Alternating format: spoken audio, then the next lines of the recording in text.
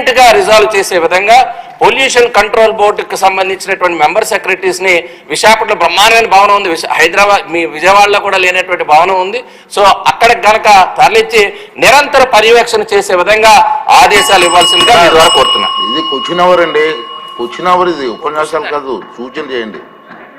22 minutes క్వశ్చన్కి 22 minutes అంటే ఎట్లా రన్ చేస్తాం హౌస్? మంత్రి గారు, సార్, మినిస్టర్ గారు.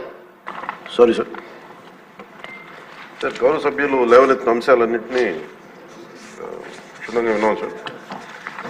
ముఖ్యంగా గ్రీన్ విశాఖ ప్రోగ్రామ్ సంబంధించి ఒక 40 లక్షల మొక్కలు నాటడం జరిగింది అధ్యక్ష, 7,000 ఎకరాల్లో అప్రాక్సిమేట్గా. ఇది 2012లో ప్రారంభమైంది, 2021లో ఎండ్ అయింది. ఇది అన్ని industrial establishment, HPCL steel plant, Coromandel port trust, NTPC, Gangavaram port, వీళ్ళందరూ భాగస్వామ్యులు అధ్యక్ష దీంట్లో. అలాగే ఇందాక గౌరవ సభ్యులు లేవనెత్తింది pollution zonal office is existing అధ్యక్ష. అది దానికి జాయింట్ చీఫ్ ఇంజనీర్ వర్క్ చేస్తా ఉన్నాయి అలాంగ్ విత్ రీజనల్ ఆఫీస్. కానీ ఒక్క అంశం ఆయన లేవనెత్తిన అంశంలో ఒకటి రెగ్యులర్గా నేను కూడా వింటా ఉన్నాను. ఎవరైనా సరే ఇక్కడ కాలుష్యం ఉంది అని చెప్పి పొల్యూషన్ కంట్రోల్ బోర్డు స్థానిక ఆఫీసులకు వెళ్ళడానికి అంత ఈజీగా లేదు, అంత ఇబ్బందిగా ఉందన్నారు. ఖచ్చితంగా అది మా దృష్టిలో ఉంది అధ్యక్ష. డెఫినెట్లీ దాన్ని వాళ్ళు కరెక్ట్